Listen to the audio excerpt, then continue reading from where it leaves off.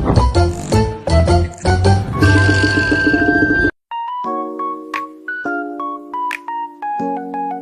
guys, aku dan teman-teman kita lagi cari tahu tentang satu model bisnis yang unik, tapi sering dilupain. Dan kita bakal bahas gimana sih sebenarnya koperasi itu bekerja.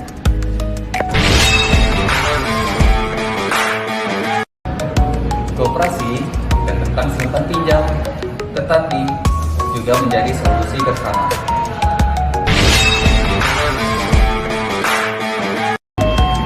Yuk cari tahu lebih banyak tentang koperasi.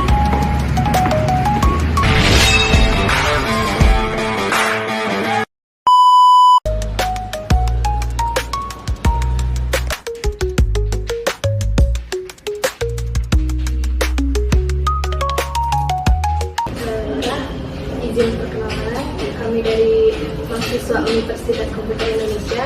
Di sini kami ada tugas wawancara mengenai koperasi, dan kami di sini memilih koperasi Insan Bersama Sejahtera menjadi tujuan utama kami dalam wawancara ini.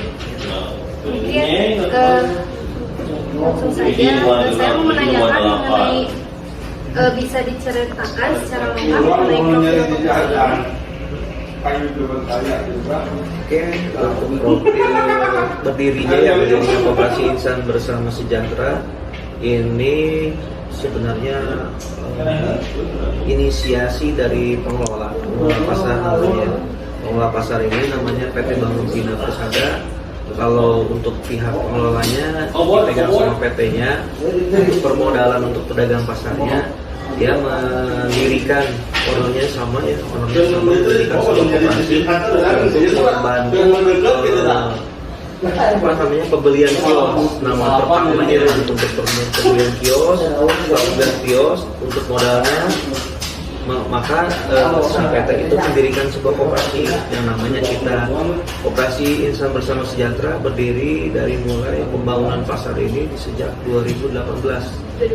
Tuh 2018. Terus berjalannya waktu selama berapa sekarang?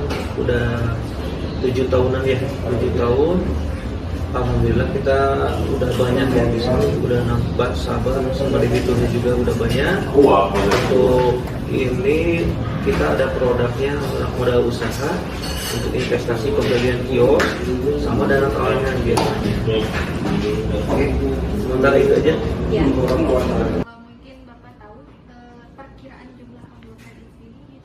Jumlah anggota yang terdaftar sampai dengan hari ini, kalau yang aktif berarti ya, kalau yang aktif itu sekitar 86 per bulan sekarang ya. Soalnya kan kalau misalkan yang aktif, kalau yang misalkan pasif sekitar 150 orang ya, 150 orang nasabah atau debitur biasanya. Mungkin di sini punya visi misinya Pak. Ini untuk layanan unggulan di sini tuh apa ya Pak? Layanan unggulan kita lebih fokus utamanya itu membantu pedagang pasar supaya bisa memulai usaha, bahwa koperasi itu intinya mah untuk permodalannya kita yang itunya gitu, yang membantunya sementara koperasi umum aja, berarti untuk dari anggota untuk anggota gitu ya. Nah, kayak gitu aja, dari anggota oleh anggota atau untuk nah gitu mungkin udah itu boleh. Kami di sini Pak mengambil tema peluang, tantangan dan hambatan koperasi di era generasi Z ya. Mungkin di sini kami mau menanyakan menurut Bapak apa saja peluang koperasi yang bisa dimanfaatkan di era ini gitu. Peluangnya sebenarnya mitra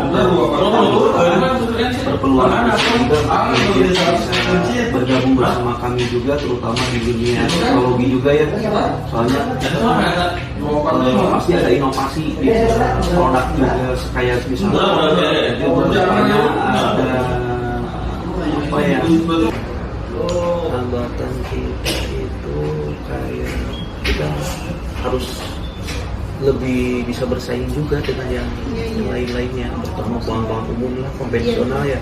Konvensional kan lumayan juga sekarang kan kayak ke gerbek pasar atau apa. Cuma kita keunggulannya itu pasti ke kita, ke koperasi ini, karena kan kita yang punyanya untuk pengelolaan pasar pasti difokuskan ke sini.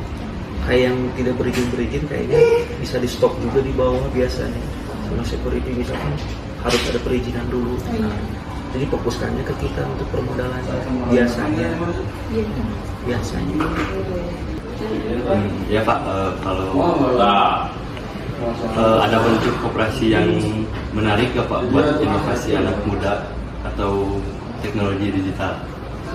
Inovasi yang baik yang mungkin untuk kedepannya koperasi itu harus punya kayak aplikasi yang sekarang ya, yang yang itu lebih canggih lagi lah. Jadi kita diusahakan untuk lebih meningkatkan di segi dari teknologinya mungkin ya. Makanya untuk sekarang ini supaya menarik juga kan ya, kayak SMS Blast ya, kayak gitu ya. Nah itu belum ada sih di kita, cuma pemberitahuan kayak klipnya aja ya, kayak egg collection nanti dicetak sama kolektor langsung keluar kayak gitu aja. Nah nanti untuk kedepannya mungkin bisa untuk kayak informasi misalkan kayak oh hari ini ada tagihan berapa, nah itu kedepannya mungkin. Soalnya tuh catatan kita ada yang manual, ada yang pakai sistem.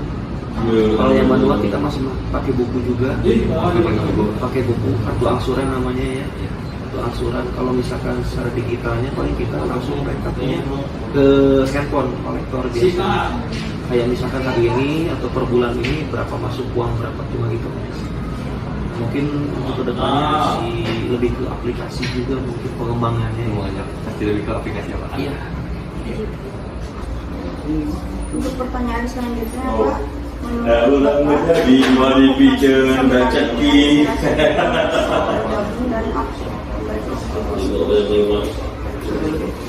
Bagaimana koperasi bisa mewakili generasi muda untuk ikut bergabung dan aktif Andilnya ya lebih paling nanti gini aja, nanti berarti pihak koperasi kayak sosialisasi publikasi juga mungkin kayak misalkan kalau yang lebih luasnya kayak sekolah-sekolah mungkin ya, sekolah-sekolah atau lebih umumnya juga untuk pengembangannya. Misalkan di sini bahwa di kita ini ada koperasi ini nanti untuk berpeluang besar kayak misalkan ke SDM juga kan untuk jadi seorang yang lebih profesional lagi ya, untuk karyawan juga mungkin butuh minat yang dari yang muda-muda kayak yang mungkin yang sekarang kan untuk minat untuk generasi sekarang mungkin kita dari pihak koperasi melakukan sosialisasi ke sekolah-sekolah atau universitas atau apa ke masyarakat yang membutuhkan, sehingga berpeluang juga untuk masyarakat umum atau yang berminat bergabung bersama kami bisa menempati atau mengisi kekosongan baik di SDM yang sekarang lebih zamannya lebih teknologi juga, mungkin yang tua-tua mungkin nanti pada ini juga bisa menggantikan kami yang di sini juga. Aku mau nanya Pak, apa di sini nggak ada yang daftar dari Gen Z atau generasi muda? Ini pendaftarannya kalau anggota itu udah banyak sih sebenarnya kan. Kayak misalkan di bawah itu posisi kan ada yang pedagang juga, pedagang anaknya pedagang ya. Untuk mengisi kekosongan biasanya mereka yang ada yang mahasiswa, ada yang kerja di mana, nah sampingannya itu kan sekarang. Nah, alhamdulillah di kita juga udah ada beberapa yang anak muda juga yang sudah menjadi bergabung di kita, kayak misalkan ada yang nabung juga, itu kan dari simpanan ya. Untuk yang pinjaman juga udah ada disebutnya debitur juga, debitur kita udah banyak juga yang kayak anak-anak muda itu, karena kan katanya untuk mengisi kekosongan dari misalkan paginya itu dia kerja atau kuliah atau apa, untuk di sore harinya dia membantu orang tuanya atau dia membuka usaha sendiri biasanya. Dan alhamdulillah di kita udah ada beberapa debitur yang masuk di kategori Gen Z itu. Nah, kalau tantangannya menghadapi koperasi saat harus menyesuaikan diri dengan Gen Z, kan Bapak tahu sendiri ya duitnya bagaimana gitu. Nah, bagaimana Kak? Menyesuaikannya. Kan kalau Bim itu gaya hidupnya agak beda ya Pak ya? Iya. Sama dari Mas. Gaya hidupnya. Ini strategi atau apa? Sebenarnya lebih ke tantangan kayak bagaimana koperasi menyesuaikan dengan Gen Z gitu.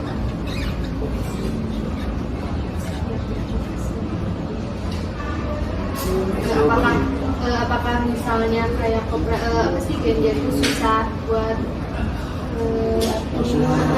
gitu.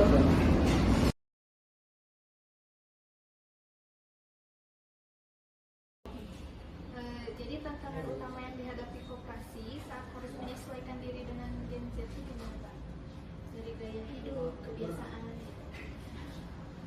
Yang dilakukan koperasi mungkin yang pertama memperingati dulu yang peringatan dulu. Kita kan ada peringatan dulu, peringatan baru sama peringatan tiga.